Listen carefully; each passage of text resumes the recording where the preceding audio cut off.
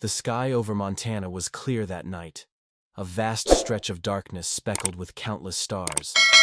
Ryan Carter sat on the porch of his isolated cabin, a beer in hand, watching the quiet wilderness unfold before him. It was the kind of silence he had grown accustomed to, one that came after years of service, after witnessing the kind of destruction that changed a man. He had left all that behind. Or so he thought. Then, the sky split open. A streak of silver and blue cut through the night sky, plummeting toward the dense forest beyond Ryan's property. It wasn't a shooting star. He had seen aircraft go down before, but this was different. Whatever it wasn't from Earth. The impact wasn't deafening, but it shook the ground beneath his feet. Flames licked at the treetops, thick smoke curling into the sky. If someone was inside, they didn't have much time. Grabbing his flashlight and rifle, Ryan sprinted through the underbrush, the acrid scent of scorched earth filling the air. The wreckage came into view. Not a plane, not anything remotely familiar. The craft was sleek, almost organic, its surface pulsing faintly like it was alive. Then, he saw her. A young woman lay amid the debris, barely conscious, silver-white hair fanned around her. Her skin glowed faintly under the firelight, her features too sharp, too flawless to be entirely human. But it wasn't her appearance that unsettled him. It was her expression. No fear, no confusion, just quiet determination.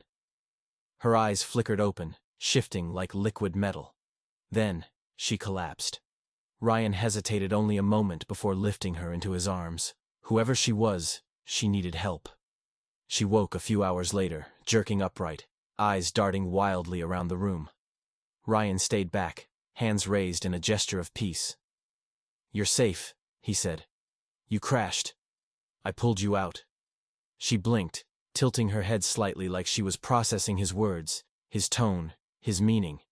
Then, as if realizing something, her expression tensed. "Where am I?" Her voice was smooth, her accent unplaceable. "Montana," Ryan replied. "Earth." She looked down at her hands, flexing her fingers as if they were unfamiliar. I don't remember." Ryan frowned. "You don't remember what?" She met his gaze, and for the first time, he saw something in her expression, something almost vulnerable. "Anything," she admitted. Her words settled heavily between them. Ryan had dealt with amnesia cases before, soldiers who had been through too much, heads rattled from too many explosions. But this felt different. "What's your name?" he asked carefully. She hesitated, brows furrowing. Then, finally, she whispered, "Mira. Mira Soren." At least she had that. Ryan nodded, leaning back slightly. "All right, Mira. We'll figure this out." She didn't look convinced. Neither was he. That night, as she slept fitfully on his couch, Ryan tried to make sense of what had just happened. A woman, clearly not human, falling from the sky with no memory of who she was or where she came from. But the real surprise came the next morning. Ryan woke to find Mira sitting in his small workshop, staring intently at an old radio. Not touching it, not even close enough to manipulate the dials. Yet the machine had turned on, its static fading into a clear frequency, as if responding to her thoughts. Ryan stepped closer, watching as the lights on the device flickered under her focused gaze. "How are you doing that?" he asked, his voice barely above a whisper. Mira looked up, her silver eyes filled with something new, something bordering on fear. "I don't know," she said. "But I think I've always been able to." Ryan exhaled slowly, rubbing a hand down his face. This wasn't just some lost traveler from another world. Mira wasn't just alien. She was something else entirely. Ryan Carter had always valued silence. After leaving the Air Force, he built a life in the quietest part of Montana, where no one asked questions. He had traded the roar of fighter jets for the rustling of trees and the crackle of firewood. It was easier that way. Until now. Mira sat rigid on his couch, gripping the blanket around her shoulders. The early morning light cast long shadows across the wooden walls. Since waking up, she had only told him her name, Mira Soren. Beyond that, she remembered nothing. No explanation for the strange craft that had crashed in the forest, no idea where she had come from. Ryan had spent the night debating what to do. His instincts screamed to report her. To the military, Homeland Security, NASA. Someone who could handle something this big. And yet, every time he considered it, something stopped him. Mira wasn't what he had expected. If she were a soldier, she wasn't acting like one. No hostility, no aggression. Instead, she looked lost. Ryan had seen fear before, the kind that gripped soldiers under enemy fire. But Mira's fear was different. It wasn't of pain or injury. It was the fear of not knowing who she was. He knew that feeling all too well. "You need to eat something," he said, voice gruff but not unkind. Mira hesitated before nodding. "I think I should be hungry," she admitted, "but I don't feel anything." Ryan frowned, grabbing a protein bar and tossing it to her. She caught it with ease, peeling the wrapper before taking a small bite. "It's strange," she said. Ryan snorted. "Yeah, welcome to Earth. Our food sucks." For a second, amusement flickered across her face. It was brief, but it was there. Ryan leaned against the counter, watching her. "Look, I should call this in. You fell out of the sky in a ship that sure as hell isn't from here." Mira's fingers tightened around the protein bar. "You want to turn me in?" Ryan hesitated. That had been his first thought.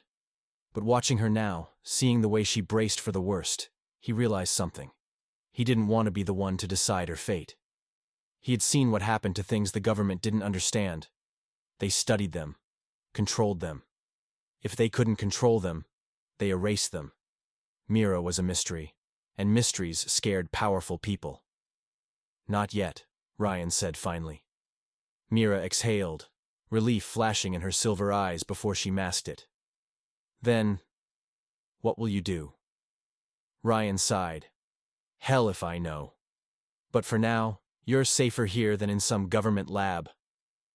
She studied him, as if trying to figure out why he had changed his mind. He wasn't entirely sure himself. Maybe it was because he knew what it was like to have everything taken away. Years ago, he had a family, a brother, a home.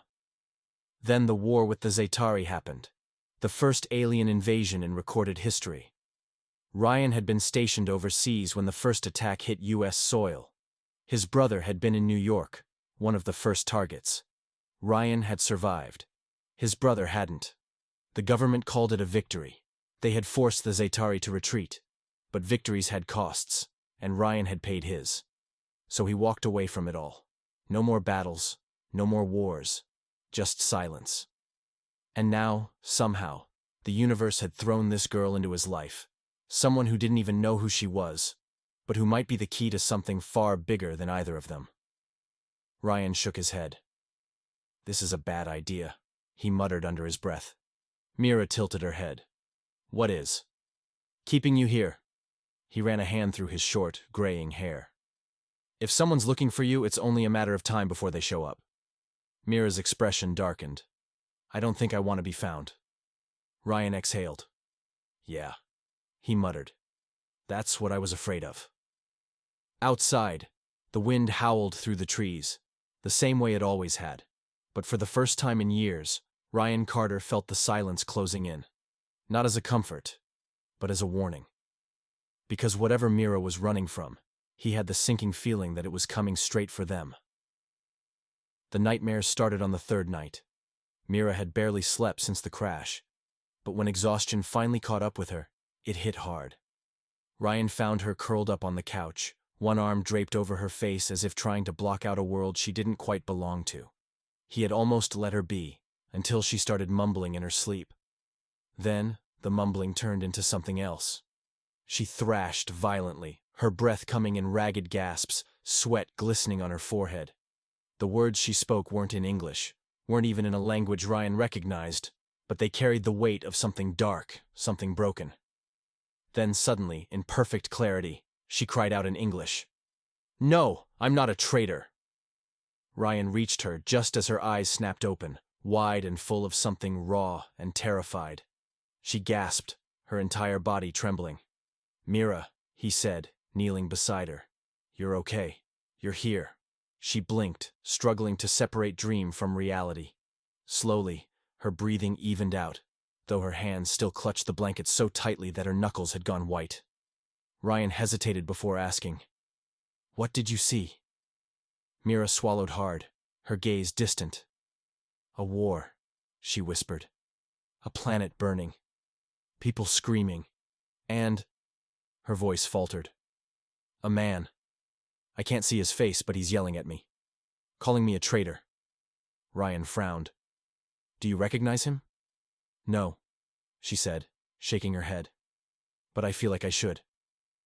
She looked at him then, eyes filled with something fragile, something dangerously close to hope. Do you think I really am a traitor?" Ryan exhaled slowly, choosing his words carefully. "I don't know what happened to you before you got here," he admitted.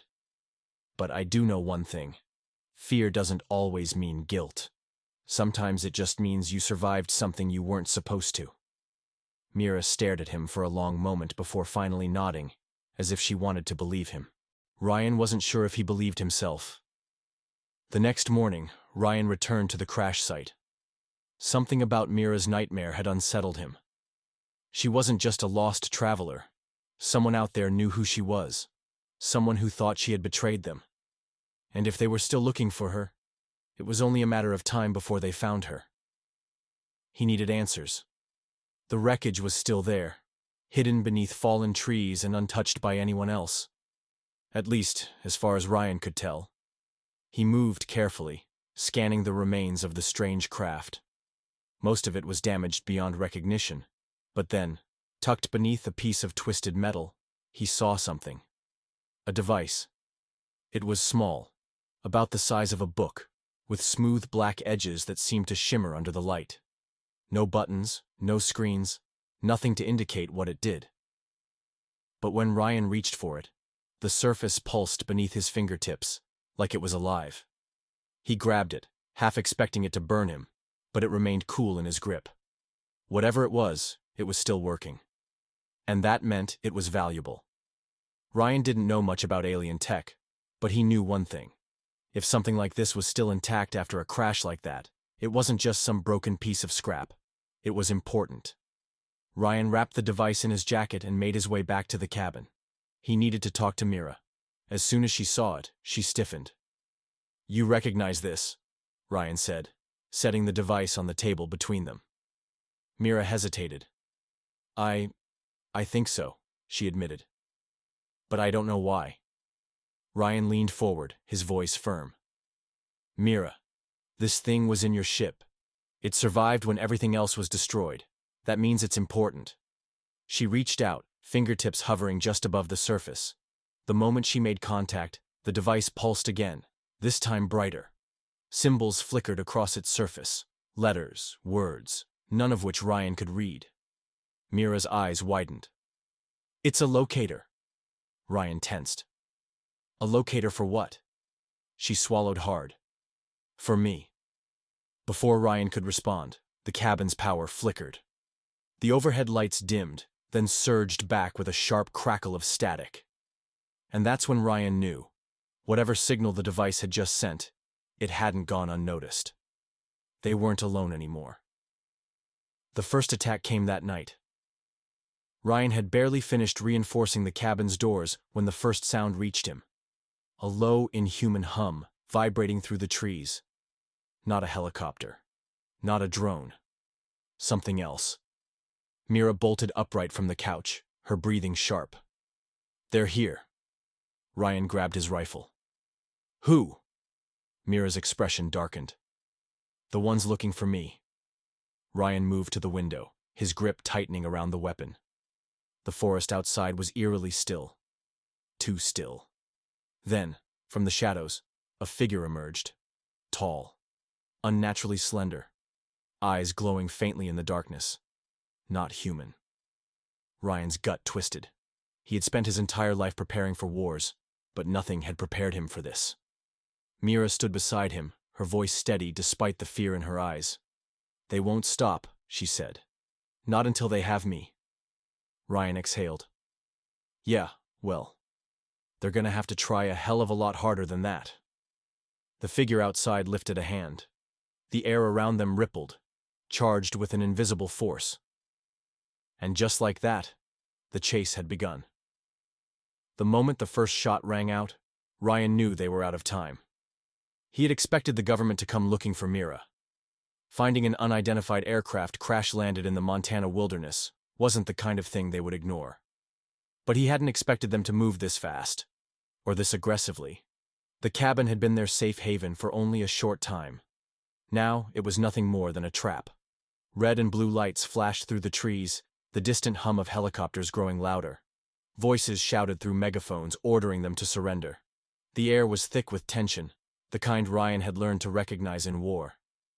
"We have to go," he said, grabbing his backpack and shoving supplies inside. Mira stood near the door, frozen. Her silver eyes flickered between the chaos outside and the small glowing device still clutched in her hands, the locator they had found in her ship. "They won't stop," she murmured. Ryan zipped up his bag and turned to her. "No, they won't. That's why we move now." Mira hesitated for only a second before nodding. They didn't have time for fear. Ryan led her out the back door just as the first armed agents reached the cabin. Spotlights swept over them, voices barking orders to stand down. Ryan tightened his grip on Mira's wrist and pulled her into the dense forest. Shots fired into the night. Trees splintered, branches shattered. They ran. They made it to the highway before dawn. Ryan had ditched his truck days ago, knowing the government would be tracking anything registered in his name. Instead, they hijacked an old dirt bike left outside a gas station on the outskirts of a town too small to ask questions. Mira didn't speak as they rode, her arms wrapped tightly around Ryan's waist. But he could feel it, the tension in her body, the weight of something clawing at the edges of her mind. She was remembering. By the time they found an abandoned motel to rest in, Mira's silence had stretched too long. Ryan handed her a bottle of water, watching as she gripped it but didn't drink. "You're remembering something, aren't you?" Mira's gaze flicked up to meet his. For a moment she looked almost afraid. Then, finally, she nodded. Ryan sat across from her, bracing himself. "Tell me." Mira exhaled slowly, placing the water bottle aside. "I'm not just some lost traveler," she said, voice quiet. "I'm a soldier." Ryan's jaw tightened, but he didn't interrupt. "I come from a planet called Lyara," she continued. "We were a peaceful civilization, advanced in ways I can't even explain. We had technology, knowledge, but no military. Not really. We never needed one." Her fingers curled into the blanket wrapped around her shoulders. "Until they came." Ryan leaned forward. "Who?" Mira's expression darkened. "The Zarafin Empire." Ryan didn't recognize the name, but the way she said it, like something too big to fight, too powerful to stop, sent a chill down his spine. "They came without warning," Mira continued. "Ships darkened our skies. Our leaders tried to negotiate, but the Zarafin didn't want peace. They wanted control." She swallowed hard. "And they took it." Ryan had seen occupation before. He had seen what happened when a more powerful force crushed a weaker one. But something in Mira's voice told him this was worse. "They didn't just invade," she said. "They broke us. They rewrote our history, erased our leaders, made us into something we weren't. And those who resisted." She trailed off, but Ryan understood. "You fought back," he said. Mira nodded. "I wasn't supposed to. I was raised in a world without war, without violence. But when my people started disappearing, when entire cities were turned into nothing but silence, I knew I couldn't stand by." Ryan watched as her hands tightened into fists. "I joined a rebellion," she admitted. "One that barely existed. We were small, desperate, but we had a chance. Until I ruined it." Ryan frowned. "What do you mean?" Mira's eyes gleamed under the dim motel light, filled with something that looked dangerously close to guilt. I was captured, she whispered. The Zerafin interrogated me for weeks. I thought I could withstand it. I thought I was strong enough. But they were relentless. Ryan's stomach twisted. He had seen men come back from enemy captivity, hollowed-out versions of themselves, ghosts of the soldiers they used to be. He knew what she wasn't saying. They broke me, Mira continued. I told them things I never should have. Information about the rebellion, about the people I fought beside. They used me to lead them straight to our last stronghold. Ryan clenched his jaw, and they wiped them out. Mira closed her eyes. Because of me. Ryan exhaled, leaning back against the worn-out motel chair. And that's why you ran. Mira nodded. They were going to make an example out of me. Public execution. A warning to anyone else who might resist. But I escaped before they could. She let out a bitter laugh. I thought I had gotten away. I thought I had outrun them. She looked up, meeting his gaze. But they found me, didn't they? Ryan didn't sugarcoat it. Yeah, he said. And they're not the only ones. Mira nodded, her expression hardening. The government. They're scared, Ryan admitted, of what you are, of what you know. He hesitated before adding, of what you might bring to their doorstep. Mira let out a slow breath. I never wanted this, she said. I never wanted to bring war here. Ryan studied her for a long moment. Then, finally, he shook his head. I don't think you did. He ran a hand through his hair. But I think it's coming anyway. Silence stretched between them, heavy and unrelenting. Then, finally, Mira whispered, What do we do now? Ryan exhaled. We keep running, he said. And we figure out how to stop them before they stop you. Outside, the wind howled, carrying with it the kind of tension that came before a storm. Ryan had spent years running from war, from battles he no longer wanted to fight. But something told him this time. There would be no outrunning it. The night air was thick with the weight of something unseen. Ryan had felt it before, the quiet before a storm, the tension before an ambush. But this was different. This wasn't just an enemy waiting in the shadows. This was something bigger, something coming. Mira sat on the edge of the motel bed, staring at the small glowing device in her hands. The locator, the one they had found in her wrecked ship. It had been silent since the night they activated it, but now it pulsed faintly, as if it had received something. A message.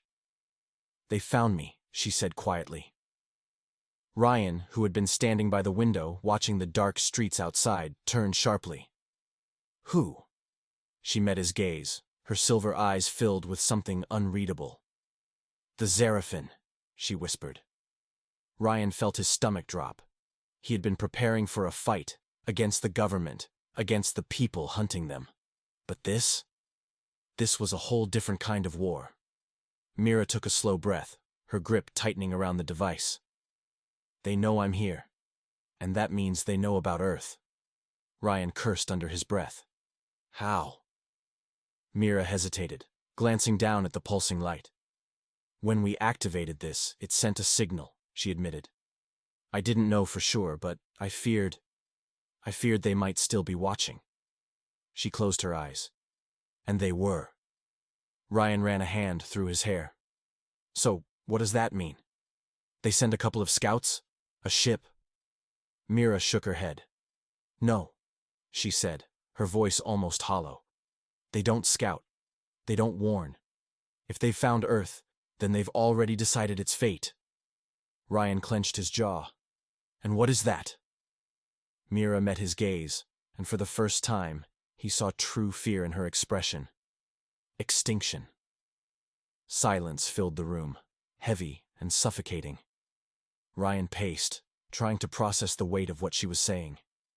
They destroyed your planet, he said finally.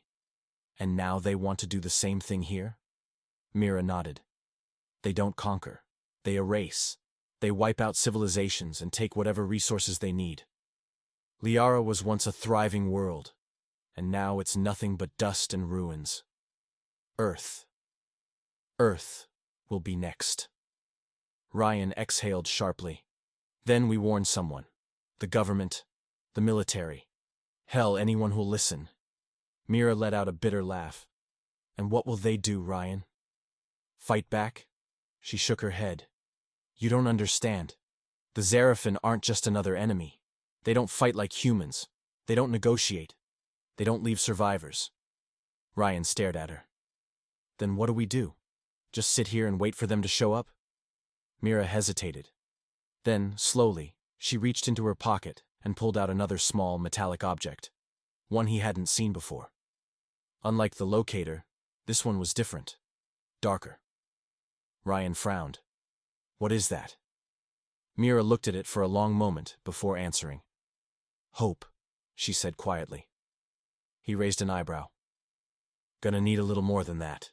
She sighed, turning the device over in her hands.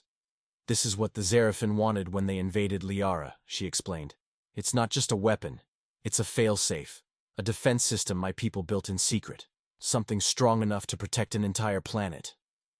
She looked up at him. But they never got the chance to use it. Ryan narrowed his eyes. Why not? Mira hesitated, her fingers tracing the edges of the device. Because I was the only one who could activate it. Ryan blinked. Wait. What? She took a breath. The weapon isn't just a machine, she said. It's tied to genetics, to my people's DNA. But not just anyone from Liara could use it. Only those with a specific genetic sequence.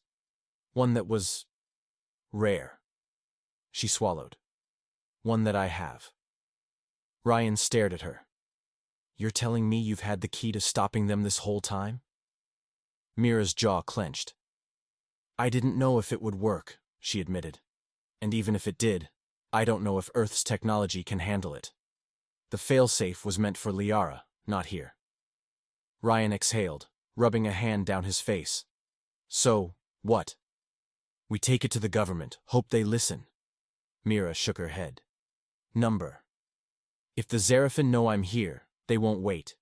They'll come, and they'll strike first. We don't have time to convince anyone. Ryan ran a hand through his hair. Then what the hell do we do? Mira looked him in the eye. We find a way to activate it. Ryan let out a dry laugh. And how do we do that? Mira took a deep breath. I need to get back to my ship. There might still be enough tech in the wreckage to interface with it. Ryan crossed his arms. So we sneak past the government, past whatever the hell else is out there looking for us, and dig through the wreckage of an alien ship? Mira met his gaze without hesitation. Yes. Ryan shook his head. You know this is insane, right? She almost smiled. A little. Ryan sighed, grabbing his jacket and slinging it over his shoulder. All right, he muttered. Let's go save the damn planet. Outside, the wind carried the distant sound of sirens. The race against time had begun. The moment Mira and Ryan stepped into the abandoned warehouse, they knew they had walked straight into a trap. Floodlights roared to life, blinding them for a brief second. The heavy sound of boots striking concrete echoed through the space as armed soldiers poured in, their weapons locked and aimed. Mira tensed, her fingers twitching at her sides, but she didn't move. She knew resistance was useless. Ryan clenched his jaw. Damn it, he muttered under his breath. From the shadows, a figure stepped forward. Colonel Adrian Locke, the man in charge of classified extraterrestrial threats for the U.S. government. He was tall, broad-shouldered, with a face carved from stone.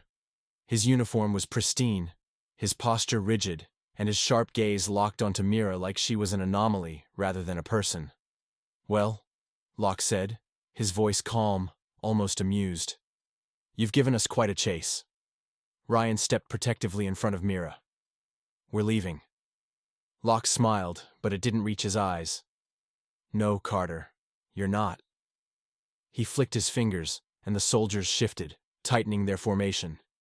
You had your fun playing hero, but this is bigger than you. Mira remained silent, her body stiff, unreadable. Ryan knew what she was thinking. She was calculating, assessing every possible escape route. But the odds were bad. Locke took a slow step forward, hands clasped behind his back. You have no idea what you're dealing with, he said, his gaze now fully on Mira. You think you can run from this? That will just let you disappear? Mira finally spoke, her voice quiet but firm. I don't want to be your enemy. Locke tilted his head slightly. That's good to hear. Because we don't need an enemy. He paused. We need a weapon. Ryan felt his pulse spike. That's not happening. Locke ignored him. You're the key, Mira. He continued smoothly. We know what's coming. We know about the Xerafen. And we know you hold the power to stop them. Mira's expression didn't change. You mean to kill them? Locke's gaze didn't waver. This isn't about what you want, Miss Soren. This is about survival. You said it yourself, when they arrive they won't negotiate. They'll wipe us out. His tone darkened. Unless we strike first. Mira inhaled slowly, her hands curling into fists. You don't understand. If you use my technology as a weapon, it won't just stop the Xerafen. It will escalate this war into something you can't control. Locke's lips pressed into a thin line. That's a risk we're willing to take. Ryan shook his head, stepping forward. She's not your weapon, Locke. She's not your property. Locke turned his cold gaze onto him. And what would you suggest, Carter? That we let her go? That we gamble the survival of the entire human race on her feelings?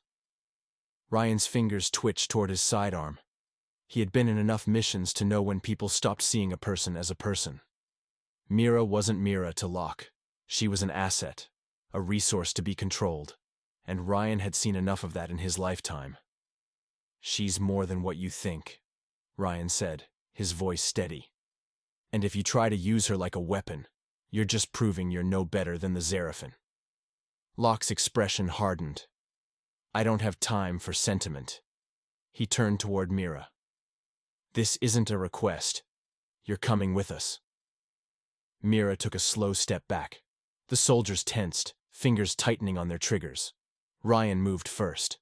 His hand shot to his sidearm, drawing in a smooth motion. But before he could fire, Mira did something unexpected. She raised her hands, and the room shifted. The lights flickered. The soldiers' rifles sparked, their electronics failing in an instant. The ground beneath them hummed with energy. Ryan felt it vibrating through his bones. Mira's silver eyes glowed faintly as she stepped forward. I won't be used, she said quietly. The soldiers staggered, some falling to their knees as their weapons became useless. Locke remained standing, his jaw clenched, but Ryan saw something flicker in his gaze. Uncertainty. Mira turned to Ryan. We need to go. Now. Ryan didn't hesitate. He grabbed her wrist, pulling her through the gap in the disoriented soldiers. They ran, slipping into the darkened corridors of the warehouse as shouts echoed behind them. Ryan didn't look back, because he knew one thing. This wasn't over. The sky above Earth burned with light. Massive ships loomed in the upper atmosphere, their dark hulls blocking out the stars. The Xerafen had arrived, but they hadn't attacked, not yet. They hovered in silence, an unspoken threat hanging heavy in the air. The world watched, breath held, waiting for the first strike. But Mira knew better. The Xerafen never waited unless they had a reason. She stood at the edge of a military outpost, the city skyline flickering with warning sirens in the distance. Fighter jets circled above like restless predators, but Mira knew they were no match for what was coming. Ryan stood beside her, arms crossed, his jaw clenched. This is it, he muttered. We either make a move or wait for them to make one for us. Mira took a slow breath, steadying herself. I need to go to them. Ryan snapped his head toward her. Excuse me? I have to talk to them, Mira continued, her voice calm despite the storm in her chest. There's a reason they haven't attacked yet. If I go up there, I might be able to stop this before it begins. Ryan let out a sharp, humorless laugh. You think you can stop this? Mira, these are the same bastards who destroyed your planet. I know, she said, turning to face him fully. But they didn't wipe out Liara for no reason. They needed something. Just like they need something now. She lifted her gaze toward the sky. I have to know what it is. Ryan shook his head, stepping closer. You go up there alone, and you don't come back. You know that, right? Mira swallowed hard. If it saves this planet, then it's worth it. The words were like a punch to Ryan's gut. He had spent his whole life fighting wars, losing people he couldn't save. But the thought of losing her, after everything, was unbearable. I'm not letting you do this alone, he said. Ryan, I mean it, Mira. His voice was firm, unwavering. You're not walking onto that ship without backup. Mira exhaled, searching his face. She knew she couldn't stop him, and deep down, she didn't want to. So, she nodded. All right. The Zarafin flagship was a fortress in the sky. The moment they stepped inside, Mira felt the weight of its presence pressing down on her. The air was thick with power, the hum of alien technology vibrating through the walls. Soldiers lined the corridors, tall, faceless figures in dark armor, weapons at their sides but not drawn. Yet. A path was cleared, leading them into the heart of the vessel. At the center of the chamber stood a figure unlike the rest. High Commander Vile. Mira knew him instantly. She had seen his face before, in the nightmares of her lost world. Vile studied her, his expression unreadable. You came willingly. I came to talk, Mira said, keeping her voice even. Vile's gaze flicked to Ryan. And the human? He's with me. A pause. Then, a slight tilt of Vile's head. Then talk. Mira took a deep breath. Why Earth? Vile's silver eyes glowed faintly. You already know the answer. A memory surfaced. Something Mira had buried deep. The last days of Liara. The way the Zarafin had drilled into the planet's core, extracting something she had never fully understood. Now, she did. You need the energy, she murmured. Vile nodded. Your world had it. Now, Earth does. Ryan tensed beside her. What energy? Mira turned to him, her stomach twisting. A rare mineral buried deep in a planet's crust. The Zarafin use it to power their fleet, to sustain their empire. Liara had enough to keep them going for centuries. But when they took it all, the planet collapsed. She met his eyes. They don't just conquer, Ryan. They consume. Ryan's fists clenched. So, what? They dig it up, leave Earth in ruins, and move on to the next? Vile's silence was answer enough. Mira turned back to him. But you hesitated. Why? Vile studied her for a moment. Then, slowly, he spoke. Because of you. Mira's breath caught. Vile gestured to the device she carried. The one she had stolen. The one only she could activate. You hold the key to Earth's survival. That device is the failsafe your people created. If activated, it will create an energy field strong enough to repel us. But... He stepped forward, his gaze darkening. It will also send a feedback pulse through every Zarafin ship in orbit. It will kill us all. Silence. Ryan turned to Mira. Then do it. Mira didn't move. Ryan's voice sharpened. Mira, they won't stop. They'll destroy Earth just like they did Liara. You have a way to end this. She clenched her jaw, looking back at Vile. He stood tall, unwavering. But there was something in his expression. Something that looked almost human. If I do this, she said slowly, millions of your people die. Vile didn't deny it. Mira closed her eyes. She could end the war here and now. One command, one flicker of energy, and the Zarafin would be gone. But at what cost? She thought of the children on Liara, the ones who had hidden in the rubble, the ones who had begged for mercy that never came. And then she thought of the children on this ship, the ones who had never known another way. She opened her eyes. No. Ryan turned to her in disbelief. What? Mira faced Vile. You leave Earth. You never come back. Swear it, and I won't activate the failsafe. Ryan grabbed her arm. Mira, you can't be serious. She looked at him, her gaze steady. I won't become them, Ryan. Ryan saw it then. This wasn't just about Earth. It was about who Mira chose to be. A long silence stretched before Vael finally nodded. You have my word. Mira exhaled. The weight of a war not yet fought pressed against her, but she stood tall. And as the Zarafin ship slowly turned away from Earth, Mira knew this battle had ended. Not with war, but with hope. The war wasn't over. Not yet.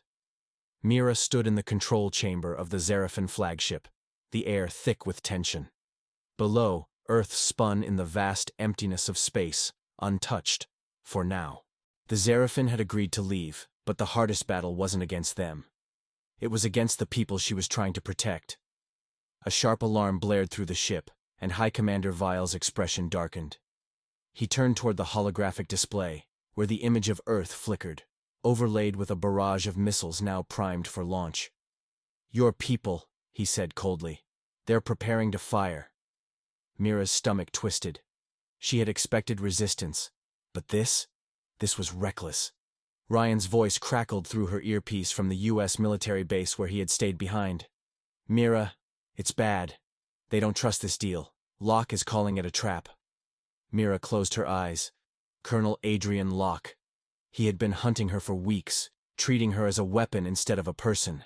And now, he was willing to risk the entire planet just to keep control. She turned to Vael. If you fight back, everything falls apart. Vael's silver gaze was unreadable. If we don't, your people will destroy us.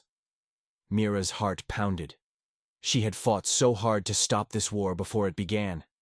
But humans feared what they didn't control. They feared her, and that fear was about to get everyone killed. She activated her communicator. Ryan, you have to stop them. His voice came back tense. Not exactly easy, Mira. I'm standing in the middle of a war room full of people who think you're selling us out. Mira clenched her fists. This is how it happens. Not because of strategy or necessity, but because people were too afraid to believe in another way. She turned to Vael, taking a step closer. Let me speak to them. His expression didn't change. They won't listen. Then I'll make them. For a moment, Vael didn't move. Then, with a flick of his wrist, the display shifted, now showing the U.S. Military Command Center. Dozens of officers surrounded a massive war table, Colonel Locke standing at the center. His expression was hard, his stance unshaken. A man prepared for war. Mira took a slow breath before speaking. Colonel Locke. Every head in the room turned toward the display, shocked by her direct transmission. Locke's eyes narrowed. You don't get to negotiate, Miss Soren. Mira didn't flinch. I do if you want to live. The room fell silent. You don't trust me, she continued, keeping her voice steady. You never have. And I understand why. You see the Zarafin as a threat. And they were. But they're leaving. She let the words settle. If you fire now, they will have no choice but to defend themselves, and Earth will burn. Locke's jaw tightened. How do we know this isn't just another trick? Ryan stepped forward from the edge of the room, his voice sharp. Because I trust her. Locke scoffed. That's not enough. Mira took another step toward the display. Then trust this. I could have activated the failsafe. I could have wiped them out in an instant. But I didn't. Her silver eyes burned with quiet intensity. Because war isn't the only answer. Locke hesitated. He was a soldier, a man built for battle. But he wasn't a fool. Slowly the alarms in the war room dimmed. The officers turned to their commanding officer, waiting. Locke exhaled. Stand down. The order rippled through the command center. The missiles powered down. The tension broke. And just like that, war had been avoided. Mira let out a shaky breath, turning to Vael. He studied her for a long moment before giving a slight nod. We will leave, he said. And we will not return. Mira nodded back. It was over. Not with bloodshed, but with understanding. The sky was quiet again. Mira stood on the rooftop of an old observation tower, gazing at the stars that stretched endlessly above. Hours ago, the Zarafin fleet had vanished into the void, their massive ships dissolving into the fabric of space. There had been no final threat, no last act of war, only departure. Earth had been spared, not by weapons, not by destruction, but by a choice. Behind her, Ryan leaned against the railing, watching her in silence. He had barely spoken since they left the military base. There was nothing left to fight, no orders to follow. For the first time, they weren't running. "Still thinking about leaving?" he asked finally. Mira exhaled, crossing her arms. "I don't know." It was the truth. For so long she had been searching for something, a purpose, a home, a way to undo the past. But standing here now, with the world still intact because of her choices, she realized something.